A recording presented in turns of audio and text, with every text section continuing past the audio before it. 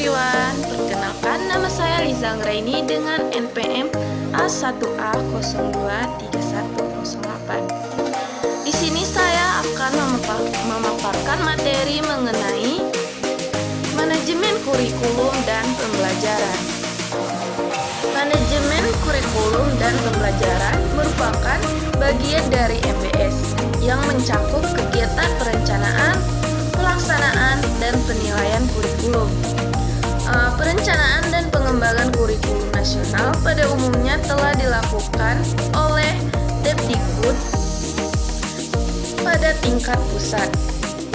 Pada level sekolah, yang paling penting adalah bagian merealisasikan dan menyesuaikan kurikulum tersebut dengan kegiatan pembelajaran. Lalu sekolah juga bertugas dan berwenang untuk mengembangkan kurikulum muatan lokal sesuai dengan kebutuhan masyarakat dan lingkungan setempat. Selanjutnya, manajemen kurikulum dan pembelajaran berbasis sekolah.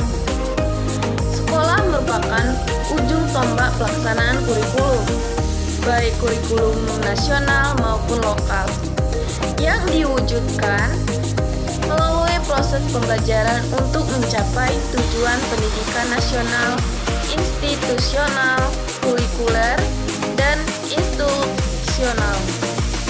Diperlukan manajemen kurikulum dan pembelajaran agar proses pembelajaran dapat dilakukan secara efektif dan efisien, serta mencapai hasil yang diharapkan. Lalu manajemen kurikulum dan pembelajaran berbasis sekolah adalah keseluruhan proses penyelenggaraan kegiatan di bidang pembelajaran yang bertujuan agar seluruh kegiatan pembelajaran terlaksana secara efektif dan efisien.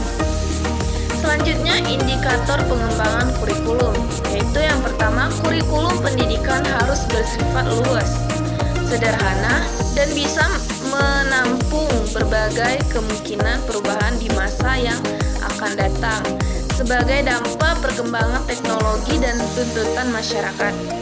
Selanjutnya, yang kedua, kurikulum harus bersifat pedoman pada general guideline kegiatan pembelajaran siswa.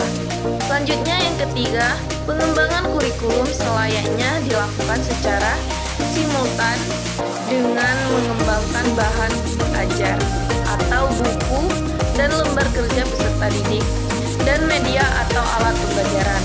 Selanjutnya, yang keempat, kurikulum pendidikan hendaknya berpatokan pada standar global dan regional, berwawasan nasional, dan dilaksanakan secara lokal. Selanjutnya, kurikulum pendidikan hendaknya merupakan satu kesatuan dan kesinambungan dengan jenjang pendidikan di atasnya. Lalu yang keenam, pengembangan kurikulum bukan lagi menjadi otoritas pemerintah pusat, tetapi merupakan shared activity dengan pemerintah daerah, bahkan komunitas. Selanjutnya, pengembangan tidak diarahkan untuk menciptakan satu kurikulum tunggal yang diberlakukan untuk semua sekolah. Kurikulum pendidikan hendaknya dapat dibedakan untuk kelompok anak rata-rata, baik karena faktor bawaan atau karena faktor ketersediaan sumber daya pendukung. Selanjutnya, kurikulum juga mesti memperhatikan pendidikan yang terjadi di keluarga dan komunitas. Baiklah, mungkin itu saja yang dapat saya bahas mengenai materi